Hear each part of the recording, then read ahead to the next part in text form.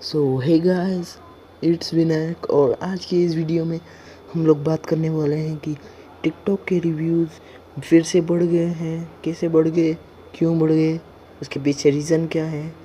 तो आज ये एक सैड एपिसोड होने वाला है, तो वीडियो को शुरू से लेकर एंड तक ज़रूर देखना और चैनल पे नए हो तो चैनल को सब्सक्राइब ज़रूर से कर देना अगर आप लोग एक टिकटॉक हेटर हैं तो चलिए हम लोग आज के इस वीडियो को फटाफट से शुरू करते हैं। जैसा कि आप लोगों को थंबनेल से पता चल ही गया होगा कि टिकटॉक के रेटिंग्स फिर से बढ़ गए हैं, 4.4 हो गए हैं। पहले वो 1.6 या 1.3 थे।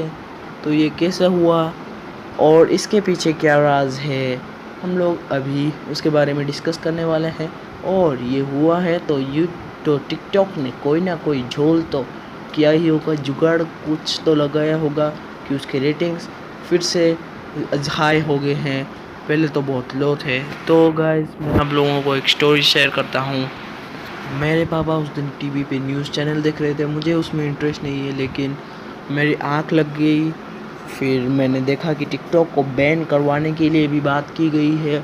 फिर मैं बहुत खुश हो गया कि फाइनली टिकटॉक बैन हो रहा है। फिर दो दिन बाद मुझे याद आया कि चलिए अब टिकटॉक को चेक कर लेते हैं कि टिकटॉक चला गया है प्ले स्टोर से या अब भी है। तो मैंने जब टिकटॉक को सर्च किया तो उसके रिव्यूज़ देख के मैं शॉक हो गया गाइस कि 1.3 रिव्यूज़ से वो 4.4 रिव्यूज़ तक कैसे पहुंच गया है। और इसके पीछे 3 थियरीज़ हैं। तो चलिए हम लोग उन थियरीज़ के बारे में भी थोड़ा डिस्कस कर ही लेते हैं। तो सबसे पहली बात ये बन जाती है कि टिकटॉक ने इसको घूस दी है, प्ले स्टोर को रिश्वत दी है। ये थोड़ा वियर्ड लगता है सुनने में कि दो बड़ी बड़ी कंपनियां भी क्या रिश्वत दे सकती हैं, लेकिन ये एक फैक्ट बन जाता है क्योंकि टिकटॉक के रिव्यूज़ बढ़ने के पीछे कोई ना कोई तो राज हो ही सकता है। और सेकंड थ्योरी ये है कि टिकटॉक ने अपने सारे हेटफुल रिव्यूज़ को हटा दिया है। और मैंने सारे के सारे कमेंट्स चेक किए, कोई इंडोनेशियन नाम, कोई अमेरिकन नाम, कौन सा वियर्ड नाम से कुछ लोगों ने अच्छे रिव्यूज़ दिए हैं। तो मुझे ये लगता है कि उन्होंने हेटफुल रिव्यूज़ को हटा दिया है और कुछ अच्छे रिव्यूज़ ऐड करवा दिए हैं। सेकंड फैक्ट ये बन जाता है, इससे भी उसके रेटिंग्स बढ़ जाते हैं। तो और ये थर्ड फैक्ट है और सबसे ज़्यादा भरोसा मुझे यही फैक्ट लगता है। आपको क्या लगता है नीचे कमेंट्स में ज़रूर बताना कि टिकटॉक ने प्ले स्टोर को पैसे दिए होंगे अपने रिव्यूज़ को चेंजेस करवाने में, कुछ मॉडिफिकेशंस करवाने के लिए पैसे दिए होंगे। और पैसा एक ऐसी चीज़ है जो सबको चाहिए, जैसे कि मैंने अपने फर्स्ट वीडियो में ही बता दिया था। और पैसे में तो बड़ी बड़ी कंपनियां तक पिघल जाती हैं। तो यही मुझे सबसे स्ट्रॉन्ग फैक्ट लगता है। आपको क्या लगता है नीचे कमेंट्स में ज़रूर बताना। और मैं आप लोगों से एक इम्पोर्टेंट बात शेयर करना चाहूँगा कि मैंने हाल ही में एक ईमेल चेक किया है जिसमें कि एक पिटीशन दिया है और उस पिटीशन से टिकटॉक बैन हो सकता है शायद से। उस वो पिटीशन पे 10,000 से 20,000 साइंस चाहिए।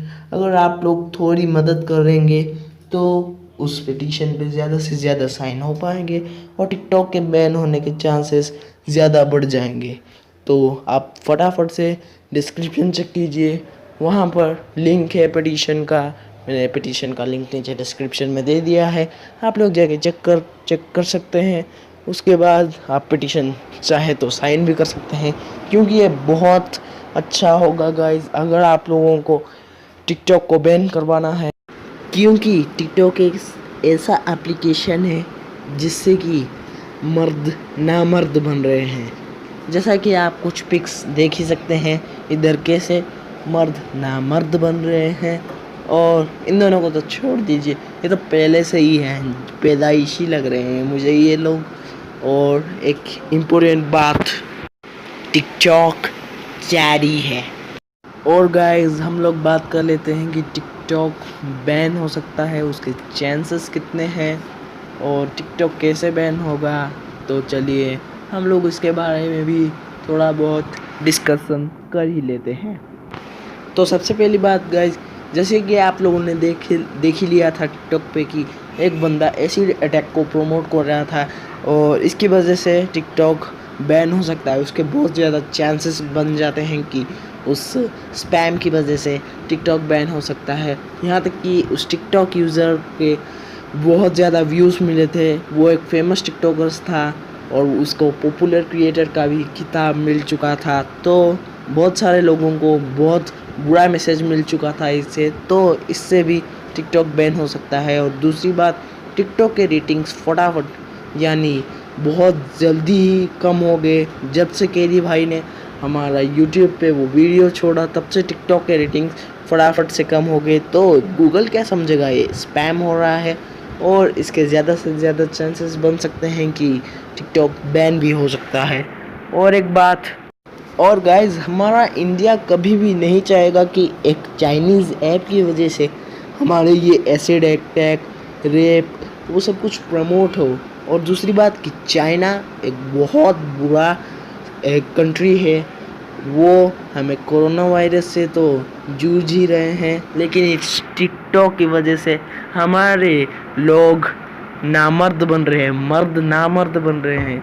और यही बात है कि टिकटॉक के बैन होने के चांसेस और भी बढ़ जाते हैं। और गाइस, टिकटॉक चाहे तो कभी भी हमारे इंडिया की सारी इन्फॉर्मेशन ले सकता है थ्रू दिस ऐप।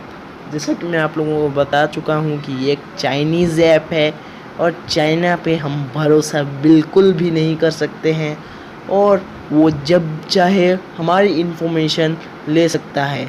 और बाय द वे मैं आपको लोगों को बता दूं कि चाइना में कोई भी बंदा व्हाट्सएप को यूज़ नहीं करता, क्योंकि वो यूएसए या किसी कंट्री में बना है तो वो लोग उनके डिटेल्स ले सकते हैं। इसीलिए चाइना ने अपना खुद का एक व्हाट्सएप जैसा ऐप बनाया है और उसने वैसे ही करते करते बहुत सारे अपने खुद के ही ऐप बनाए हैं।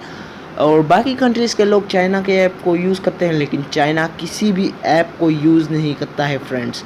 और आप लोग इंडिया की तो बात ही छोड़ दो फ्रेंड्स, 190 मिलियन लोग इंडिया में टिकटॉक को डाउनलोड किए थे यूट्यूब वर्सेस टिकटॉक स्टार्ट होने से पहले। और बहुत सारे लोगों को मरना भी पड़ा इस टिकटॉक की वजह से। तो कौन मरा, कैसे मरा, आप लोग यही सोच रहे होंगे। तो टिकटॉक वीडियो बनाने के लिए एक बंदे ने फांसी पे चढ़ गया और उसको सच में फांसी हो गई। वो सिर्फ एक्टिंग कर रहा था लेकिन उसको सच में हो गई और उसकी डेथ वहीं पर हो गई फ्रेंड्स। और हमारे न्यूज़ चैनल तक में ये टेलीकास्ट हुआ था, मैंने खुद देखा था कि उसने फांसी पे चढ़ ली। और मुझे टिकटॉक बिल्कुल भी पसंद नहीं है। आप लोगों को टिकटॉक कैसा लगता है नीचे कमेंट्स में ज़रूर बताना। और आप लोग कमेंट्स में ज़रूर बताना कि आपको क्या लगता है, टिकटॉक बैन होना चाहिए या नहीं होना चाहिए, टिकटॉक टट्टी है या क्या है। आप लोग मुझे कमेंट्स में ज़रूर बताना, मुझे भी तो पता चले कि कितने लोग टिकटॉक के साथ हैं, जो कि अपना जेंडर चेंज कर रहे हैं और जो कि यूट्यूब के साथ हैं और अपना करियर बना रहे हैं यूट्यूब पे। तो ज़रूर नीचे कमेंट्स में मुझे बताना। तो आज की इस वीडियो को यहीं पर एंड करते हैं। जय हिंद, वंदे मातरम। और टिकटॉकर्स को मेरी तरफ से एक इम्पोर्टेंट मैसेज दे देता हूँ, जो तुम लोग इस सस्ती पॉपुलैरिटी के लिए कर रहे हो ना, तुमको पछतावा नहीं होगा, बाद में तुम्हारे पेरेंट्स को होगा। इतना तुम लोग याद रखना।